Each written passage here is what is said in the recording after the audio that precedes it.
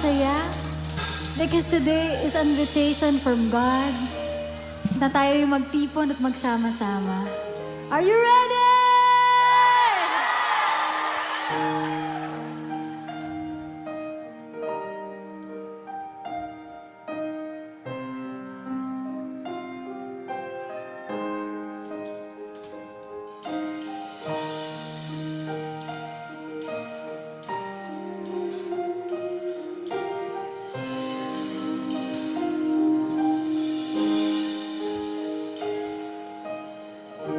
Pikit mata,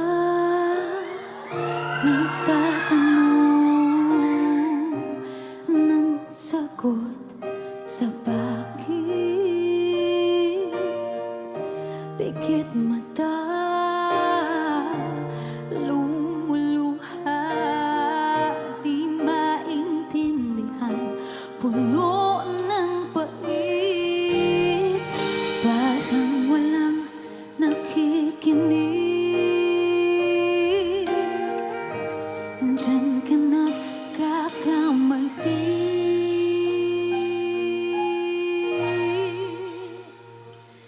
Lapit sa akin at huwag matakot ka.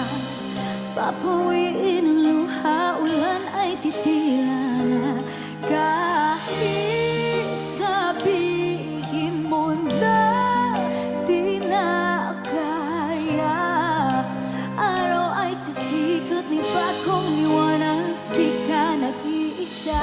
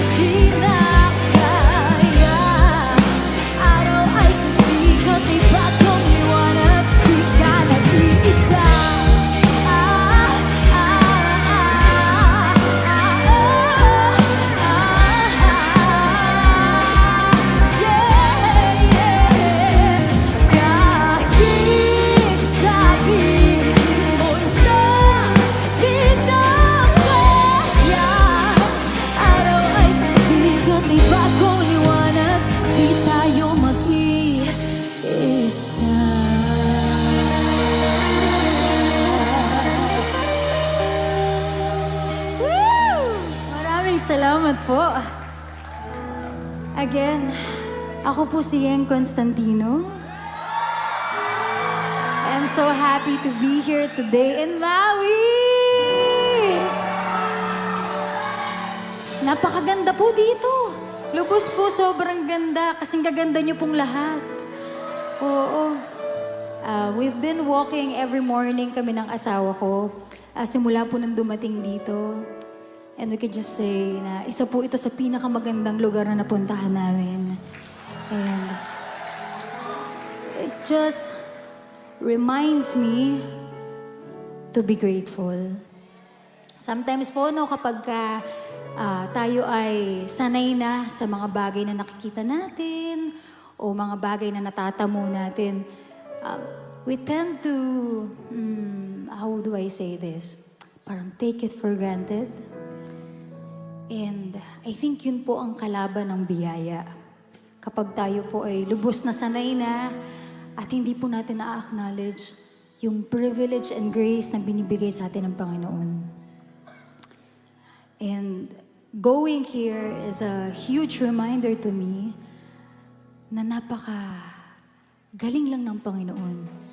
Po, yung creation niya, yung ganda ng lugar, may mga nakikita po kahit mga lizard dito, may mga kulay.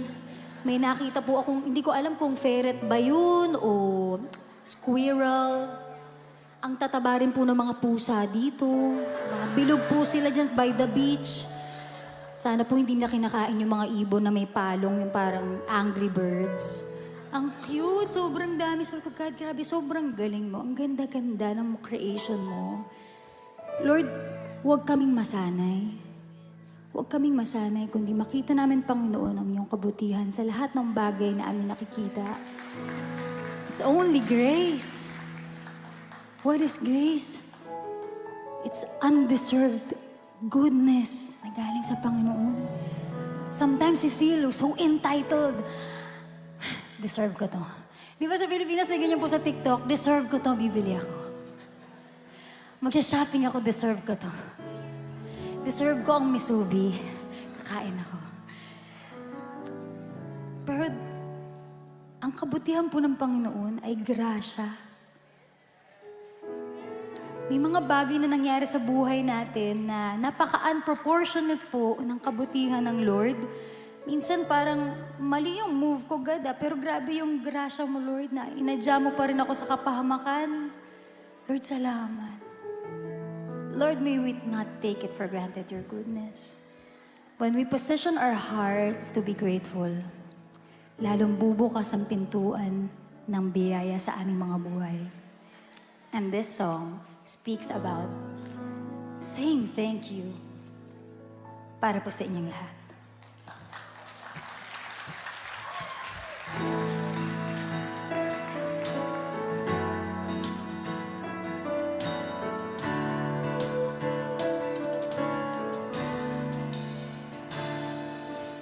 Kung ito man ang huling awiting awitin, nais kong malaman mong ika'y bahagi na ng buhay ko. At kung may huling sasabihin, nais kong sambitin, nilagyan mo ng kulay ang mundo. Kasama kitang lumuha.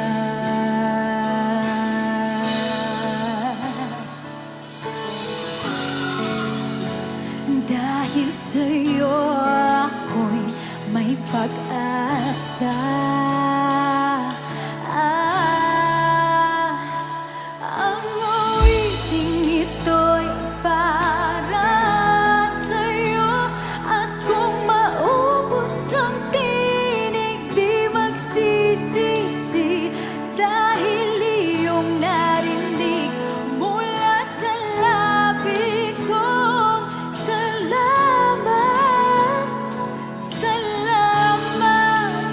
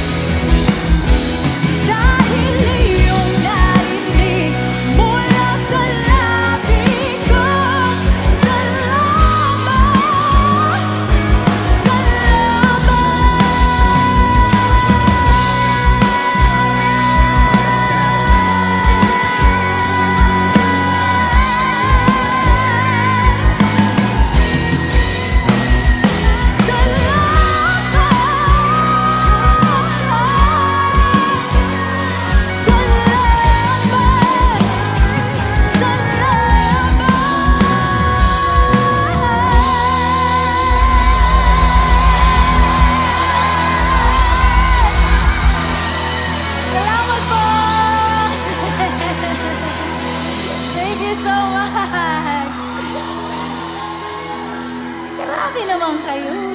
Ako lang to. Huwag kayo masyadong ano sa akin.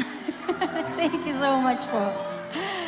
Ay, ang saya sa Maui. Huwag na tayo umuwi. Oo, dito na lang tayo. This next song that I'm going to sing, this speaks about love.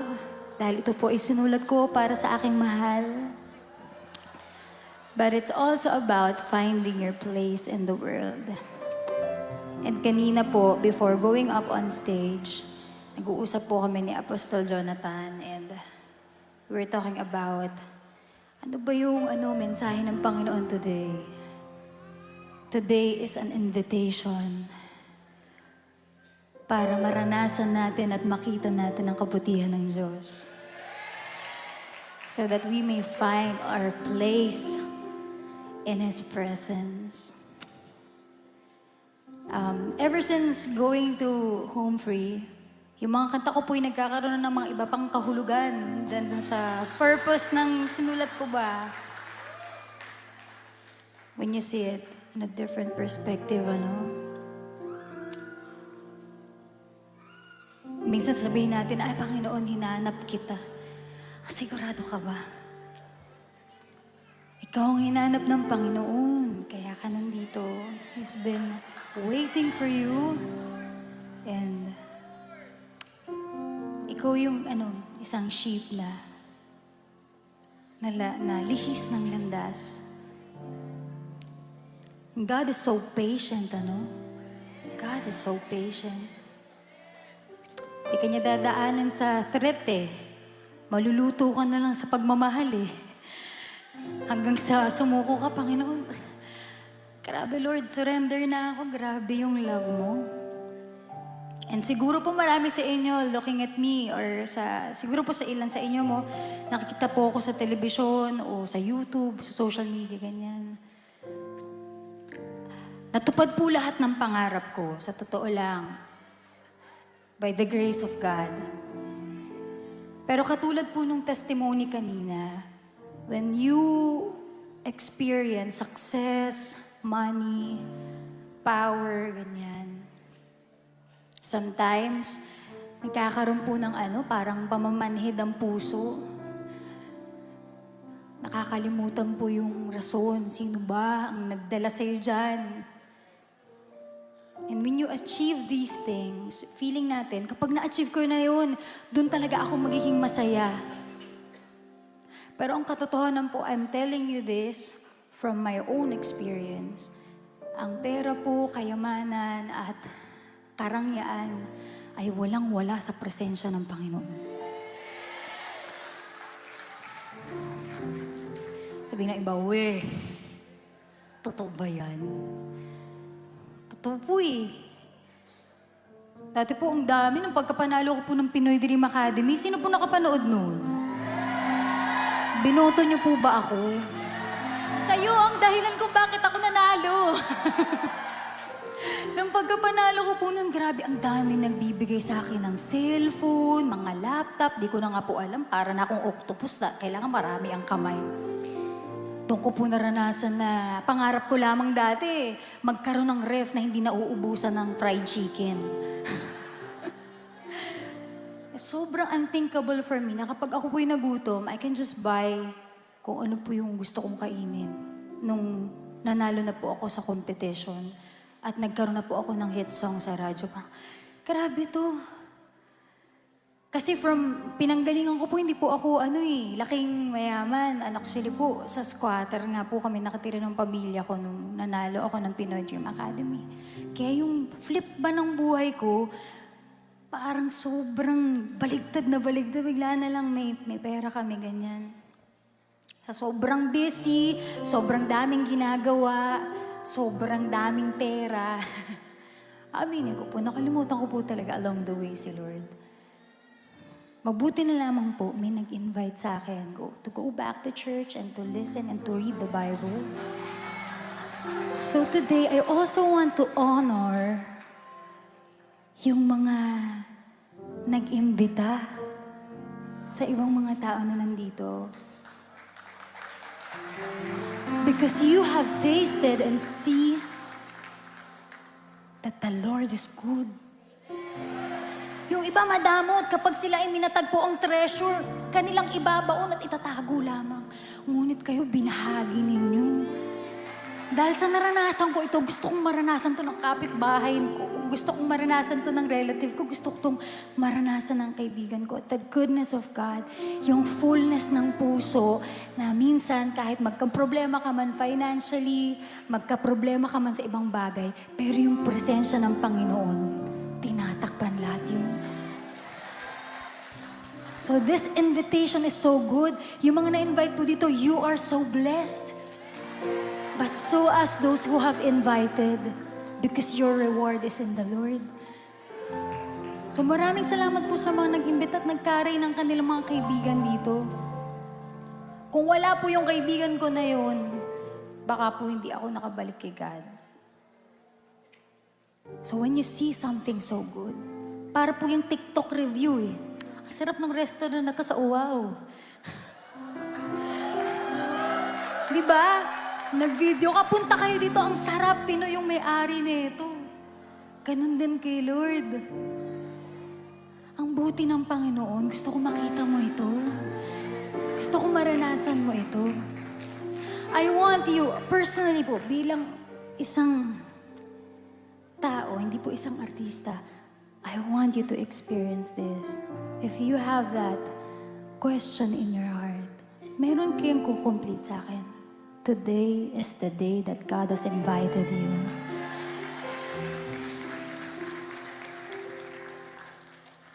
Siya ang pag-ibig na hinintay mo. Para pa sa inyong lahat.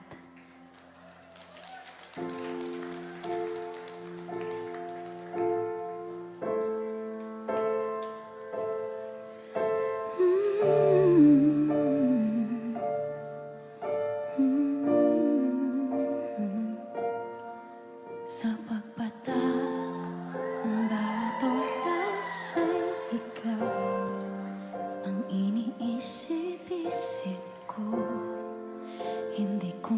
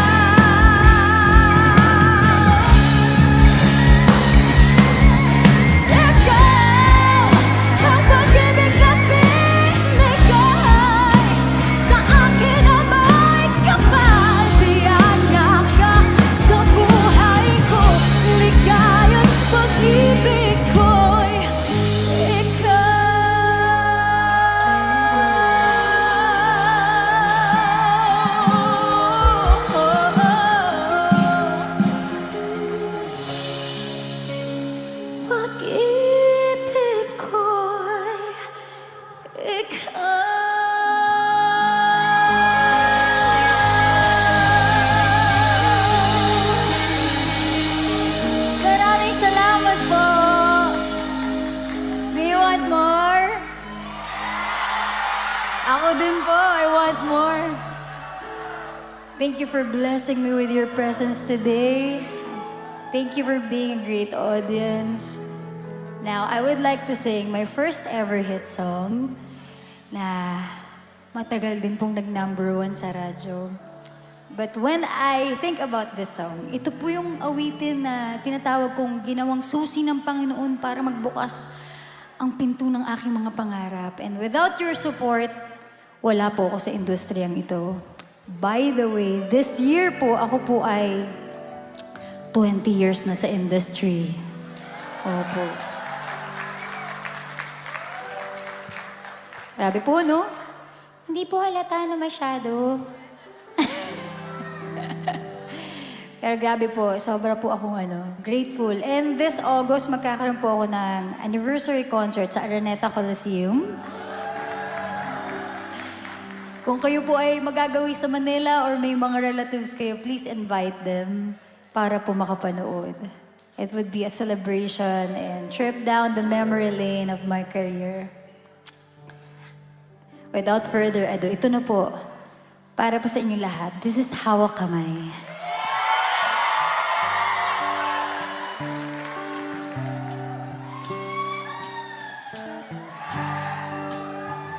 Grabe namang energy yon. Naririnig ko yun. Nasaan yun? Yan lang. Sa mga nasa likod po dyan, I feel you.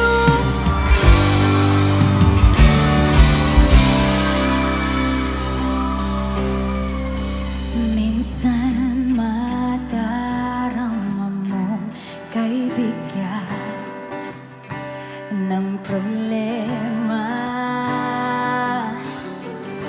Minsan mahihirapan ka at masasabing di ko na kaya. Tumingin ka lang sa langit, baka sakaling may masumpungan, o di kaya ako'y tawagin. Malalaman mo kahit kailan, hawak kamay. Hindi kita iiwan sa paglakbay. Saan? Say! Hawak kamay. Hindi kita bibitawan sa paglalakbay. Sa mundo ng kawalan, minsan madarama mong ang mundo'y bumubuhos sa ilalim ng iyong mga paa. At ang agos ng problema ay tinatanggi